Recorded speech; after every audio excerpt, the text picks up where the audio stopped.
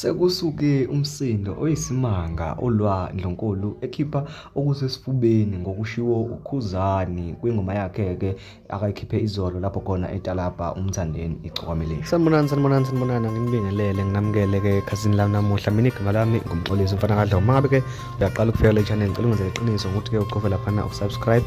Mawukuthi uyabuya noma ngabe kuthiwa ubani ngicela wenze isiqiniseko futhi ukuthi mawuqeda ukubona le video uyawucofa ulike ucomment futhi kulolu daba. Wenganza kwethu isisuse umsindo ke lapha i-first lady yasenkabination uLwah Ndlunkulu emva kokuthi ke ededele le post oyibonayo lapha ke escreenini sakho ethi ke ka5 years. Phela ke uLwah Ndlunkulu dala imbhaza ke amabhinca enza ke ama post ke ama fake ebhala ukuthi ke amanga ka5 years. Hayi ke uLwah Ndlunkulu uhambile ke naye wavela wayoposta wangabeke sayifaka ke lokuthi amanga wathi ka5 years. Asazi ke noma ubethi amaqiniso ka5 years noma amanga ka5 years, kodwa ke ngokazi kwethu ke njengamabhinca siyazi ukuthi inkulumo kanje ihlale ke iqonde ukuthi amanga ka5 years. Uzokhumbula ke phela ukuthi ke kule album kaKhuzani ke ephume izolo kukhona ke ingoma ezimbili lapho khona ke esuke nje egudla ke negcokamelisha, esuke nje egudla negcokamelisha elitalapha nje ehlenyuka nalo ke ubeke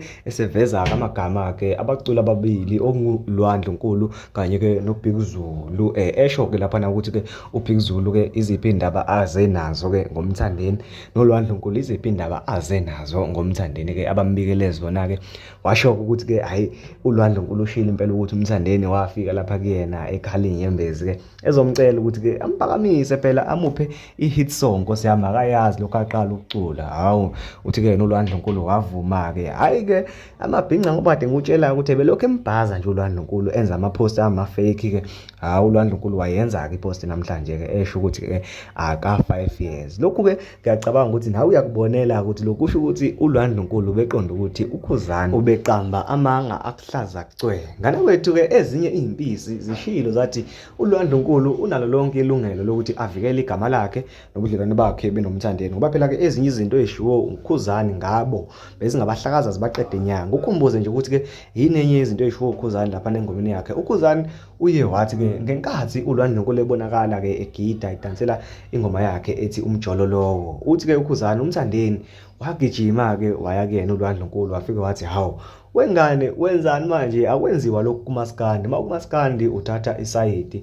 Wasethi uKhuzani ke uLwah Ndlunkulu waphendula wathi bhoti mina kade ngamthanda uKhuzani, mina nawe sihlanganiswe umsebenzi asibona abangani futhi ke asiyi ngale kwalo. Uma uthatha ukubheka ke inkulumo njengaleyo ibingabaxofi baqede nya umthandeni kanye ke noLwah Ndlunkulu kakhulukazi njengoba ke bekhankasela ukuthi ke ingoma yabo ihlukanise unyaka. Kuningi ke okushiwo uKhuzani ke kwingoma yakhe yoMtalabho. Ziningi ngempela ke indaba asizele nazo nokunye ke okushiwo uBigZulu. uBigZulu ke usathuleke yena ke singazi noma naye mhlambe khona yena asazokufakaza noma ke sekuphelile. Ngane kwethu okwami bekukulethela nje loludaba lusashisa bhe ngoba ke into eqeda kwenzeka njengamanje le. Mangabe ke awusikholwa thina lapha kuma City Media Production gijima ubheke kuFacebook ingaze ikhishwe le post ngoba bathi ke maningi asekhishiwe. Ngane kwethu siphinde sihlangane futhi mina sengihembe.